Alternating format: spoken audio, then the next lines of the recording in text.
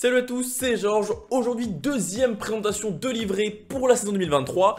Et aujourd'hui, on s'attaque à Red Bull. À l'heure où je tourne, normalement, ils ont commencé leur conférence il y a un moment. Je sais pas du tout combien de temps ça prend. Bon, comme d'hab, c'est Red Bull. Je pense pas qu'il y aura grand chose de nouveau. La livrée sera comme d'habitude bleu marine avec le logo Red Bull, donc du rouge et du jaune. On sait que Red Bull, ils sont très forts pour proposer des livrées alternatives en pré-saison qui sont à chaque fois des masterclass. Mais bon, ils la gardent jamais pour la saison. Je pense que j'arrive pile au bon moment, ils sont en train de sortir la livrée.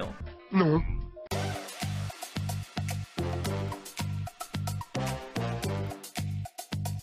Mais nous, on vient voir la voiture, pas des vélos.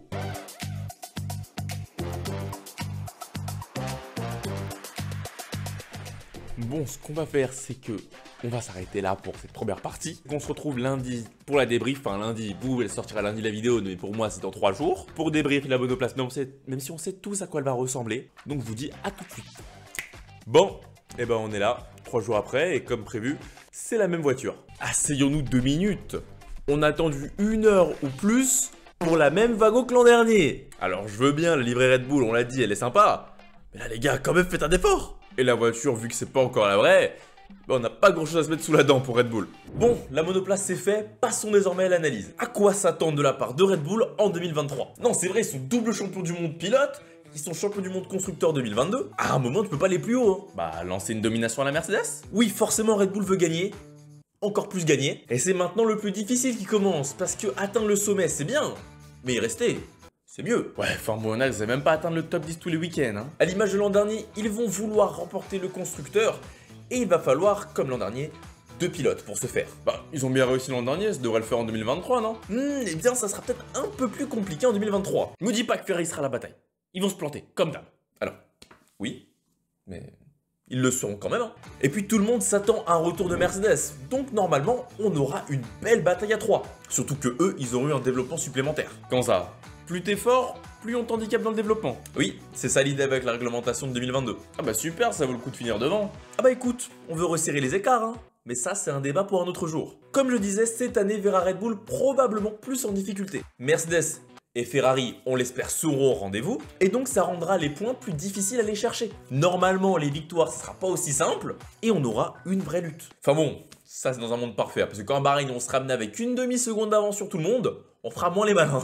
Mais ils ont pas eu une sanction à cause du budget de cap qui a réduit leur développement, eux? Si, bien sûr, et probablement que ça aura un impact, mais il sera sûrement pas significatif. Grosso modo, en simplifiant, en terminant premier, Red Bull avait un temps de développement qui était égal à 70% du temps disponible en soufflerie. Mais avec la pénalité de 10%, ils n'ont plus que 63%, ce qui est, on est d'accord, moins important que les 80% de Mercedes et les 75% de Ferrari. Bah voilà, ils vont être grave désavantagés, non? Bah ça, on le verra à Bahreïn, avant, on peut pas se prononcer. Mais je pense pas qu'il y aura tant un désavantage que ça, parce que premièrement, d'une part, l'an dernier, ils étaient quand même grave en avance sur tout le monde, donc techniquement il y a un retard à combler pour les autres. Et deuxièmement parce qu'ils ont posé des bases très saines. Ils ont une monoplace performante qu'ils comprennent, donc ils savent dans quelle direction aller. Donc en gros s'ils se plantent pas sur leurs idées, et bah chaque nouvelle pièce sera un gain en avant. Et donc même avec un temps de soufflerie en moins, s'ils sont plus efficaces, c'est bon. Ouais, faut juste pas se planter.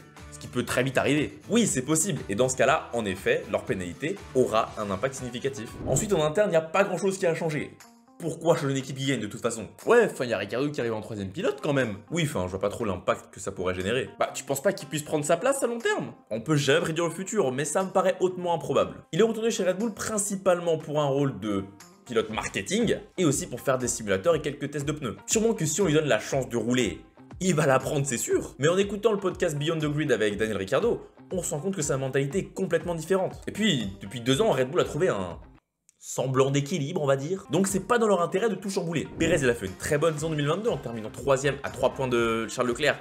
Et on sait que si certains événements s'étaient passés différemment, il aurait peut-être fini 2ème. Donc Red Bull a pris le constructeur grâce à lui. Je vois pas ce que tu peux lui demander de plus. Et dans une saison où on s'attend à une bataille à 3, Red Bull aura tout intérêt à donner toutes les cartes en main à leurs 2 pilotes. Après bon, ça reste Red Bull, personne peut prédire leur prochain move. Donc voilà, pour cette saison, perso, je les vois comme les grands favoris, l'équipe à battre. Parce que bon, Max, double champion, il compte pas s'arrêter en si bon chemin. Putain, un 3ème consécutif, qu'est-ce que ça me ferait mal. Ouais, donc d'une part favori au constructeur, mais favori pilote. Je vois bien Verstappen prendre un 3ème titre cette année. Maintenant, on verra bien dans un mois s'ils auront les armes pour se battre. Parce que si c'est le cas, ils risquent de faire très très mal.